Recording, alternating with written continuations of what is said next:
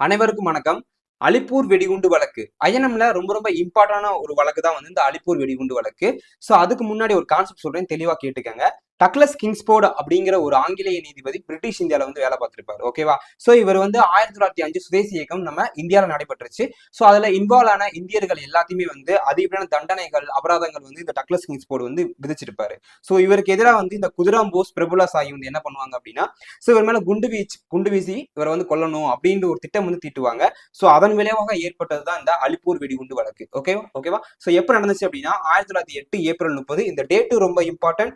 அதே மாதிரி இந்த வழக்குல இன்வால்வ் ஆன இந்த பிரபுல சாயி அண்ட் குதிராம் போஸ் இந்த ரெண்டு பேருமே இம்பார்ட்டன்ட். எக்ஸாம்ல அதே டைம் கேட்டிருக்காங்க. ஓகேவா?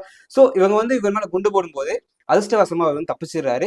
பட் இவர் பக்கத்துல போயிருக்கக்கூடிய வேற வாகனம் இருக்கு இல்லையா? ஸோ அதுல வந்து குண்டு விழுந்துரும். அதன் மூலியமா 2 பெண்கள் வந்து இறந்துருவாங்க. பட் இவர் வந்து தப்பிச்சிருவாரு. ஓகேவா? ஸோ அதுக்கு பிறகு இந்த வழக்கை வந்து விசாரிச்சு பிரபுல சாயி வந்து இந்த வழக்கு விசாரிக்க முன்னாடியே வந்து தற்கொலை பண்ணிக்கிடுவாரு. அவரையே வந்து தற்கொலை பண்ணி செத்துருவாரு.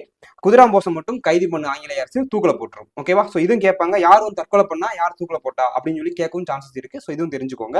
ஸோ அதுக்கு பிறகு இந்த இயக்கத்துல இன்வால்வ் ஆன பிற இந்தியர்கள் இருப்பாங்க இல்லையா? ஸோ அவங்க எல்லாம் வந்து கவர்மெண்ட் விசாரிச்சு ஜெயில போட்டிருப்பாங்க. அப்ப சிஆர் தாஸ் அவர்கள் தான் வந்து இந்த வழக்குல வந்து இந்த 2 பேருக்கும் சம்பந்தம், அவங்களுக்கு சம்பந்தம் இல்லை அப்படின்னு கோர்ட்ல வந்து வாதாடி அவங்க எல்லாத்தையுமே ரிலீஸ் பண்ணிருப்பாங்க. சார் கேட்பாங்க, அலிப்பூர் வெடிகுண்டு வழக்குல யாரு வந்து வழக்கறிஞரா இன்வால்வ் ஆனாங்க, அதாவது அந்த பிரச்சனை இன்வால்வ் ஆன இந்தியர்களை வந்து யாரு வந்து வெளியில விட்டாங்க வாதாடி அப்படின்னு கேட்க வாய்ப்பு இருக்கு. சிஆர் தாஸ் இவரை வந்து தேசபந்து அப்படின்னு சொல்லி அழைக்கிறாங்க.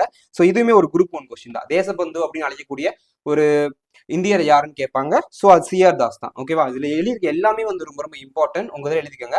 அதுக்கு பிறகு ஒரு முக்கியமான ஒரு பாயிண்ட் ஒன்று சொல்றேன். எப்படி வந்து குதிராம் போஸ் வந்து மேற்கு வங்காளத்துல ஒரு மிகப்பெரிய பிரபலமானாரோ, அதே மாதிரி தமிழ்நாட்டுல வந்து தென்னாட்டின் குதிராம் போஸ் அப்படின்னு யார் அழைக்கிறாங்க அப்படின்னா வாஞ்சிநாதன் இருக்காரு இல்லையா? ஸோ அவர் தான் வந்து தென்னாட்டின் குதிராம் போஸ் அப்படின்னு சொல்றாங்க. யார் வந்து அப்படி அழைச்சிருப்பாங்க அப்படின்னா மாபோசி அவர்கள். ஓகேவா? ஸோ இதுவுமே வந்து எக்ஸ்ட்ரா ஒரு கீ பாயிண்ட்ஸ் தான், எழுதிக்கோங்க. ஓகேவா? ஸோ இந்த வீடியோ பிடிச்சிருந்துச்சு அப்படின்னா மறக்காம லைக் அண்ட் சப்ஸ்கிரைப் பண்ணிக்கோங்க. இன்னும் நம்ம சேனல் தொடர்ந்து ஃபாலோ பண்ணுங்க. இன்னும் நிறைய வீடியோஸ் வந்து வரும். Okay, thank you.